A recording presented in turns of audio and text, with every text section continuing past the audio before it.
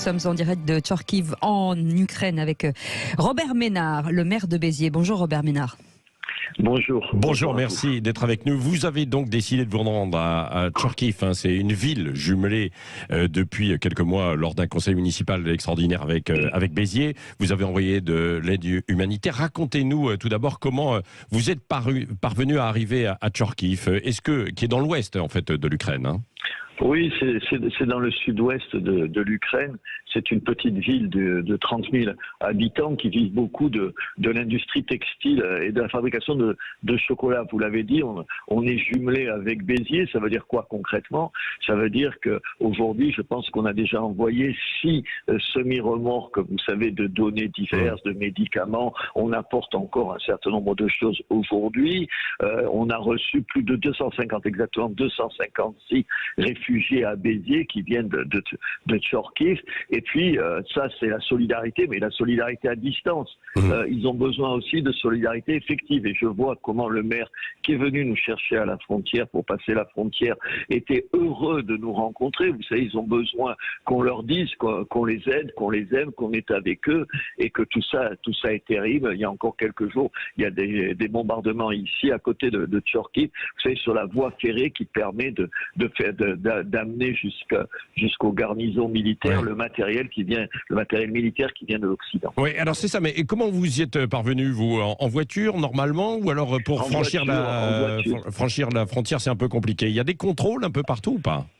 Mais en voiture jusqu'à la frontière à pied, vous pouvez pas la passer en voiture, ou sinon vous mettez des heures et des heures, tout est bloqué, on l'a passé à pied. Vous savez, comme toutes les frontières, moi je vais passer ma vie à faire ça avec Reporters sans frontières, c'est-à-dire avec toutes les organisations humanitaires, l'UNHCR, c'est-à-dire les Nations Unies qui accueillent les réfugiés, les contrôles de part et d'autre, mais honnêtement ça n'a pas été trop compliqué. Pourquoi?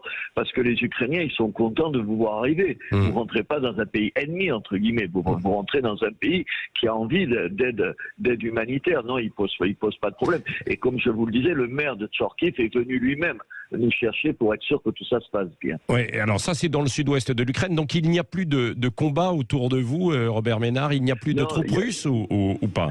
Ici, il n'y a pas eu de troupes russes. Il y a eu des bombardements à Lviv, la grande ville à côté. Mais vous savez, officiellement, parce que c'était des équipements militaires. Mais vous savez, quand on bombarde les équipements militaires, vous pouvez les rater et taper à côté. La guerre ici, ça se traduit comment? Par des checkpoints à l'entrée de toutes les villes, par un couvre-feu qui existe ici à partir de 10h du soir, c'est-à-dire vous ne pouvez pas sortir. Et puis un truc étonnant, figurez-vous qu'il y a des gens, on les a vus hier, qui dorment dans leur voiture au niveau des stations d'essence parce que l'essence est rationnée en Ukraine à 10 litres par voiture. Et les gens, pour ne pas perdre leur place, ils dorment dans leur voiture toute la nuit pour pouvoir avoir cette essence qui est indispensable pour vivre. Oui, de quoi ils ont besoin en fait aujourd'hui quand on leur envoie de l'aide humanitaire? Alors, ils ont besoin de quoi? De tout ce qui est les produits d'hygiène, de tout ce qui est les produits médicaux par la pharmacie, et puis du matériel autre. Là, par exemple, aujourd'hui, on ramène des garrots. Vous savez, des garrots qui permettent, des garrots pour des zones de guerre, ce qui n'est pas le garrot que vous utilisez demain, et qui permet, s'il y a une blessure, vous savez, de faire tout ce qui est nécessaire en termes de chirurgie. Ils nous avaient demandé ça. Ils nous ont demandé aussi des gilets pare-balles, parce que c'est ce qui vous protège, des casques, tout ce qu'on leur amène, cette solidarité, on se la doit. Honnêtement, c'est pas des mots. Ils ont le sentiment, et pas que le sentiment, la certitude, et ils ont raison. Au fond, ils sont une barrière entre l'ogre russe, entre M. Poutine et l'Europe. Ils sont une barrière qui défend nos libertés. Des fois, on se gargarise de mots, mais là, réellement, ils sont ceux qui nous défendent, nous. Qu'est-ce que vous dit le maire de Tcharkiv, justement, sur l'évolution en fait du conflit? Est-ce qu'il pense qu'il va y avoir une scission un peu de l'Ukraine avec la partie est qui va aller vers la Russie et puis l'autre qui sera davantage tournée et plus indépendante et tournée vers l'Europe? Oui, il a peur que ce soit l'est de l'Ukraine, mais aussi, vous savez, le sud avec Odessa, avec la Crimée qui est déjà occupée russe de fait, la Transnistrie, vous savez, en Moldavie, c'est-à-dire tout le sud de l'Ukraine qui pourrait être de fait une zone russe. Et puis on a parlé beaucoup avec lui de Mariupol, vous savez, Mariupol avec les hommes, les 2000 soldats et civils qui sont coincés dans les souterrains à Mariupol, qui sont devenus, comment vous dire, les héros de tout ce peuple. C'est eux qui incarnent la résistance. Alors, ils sont conscients de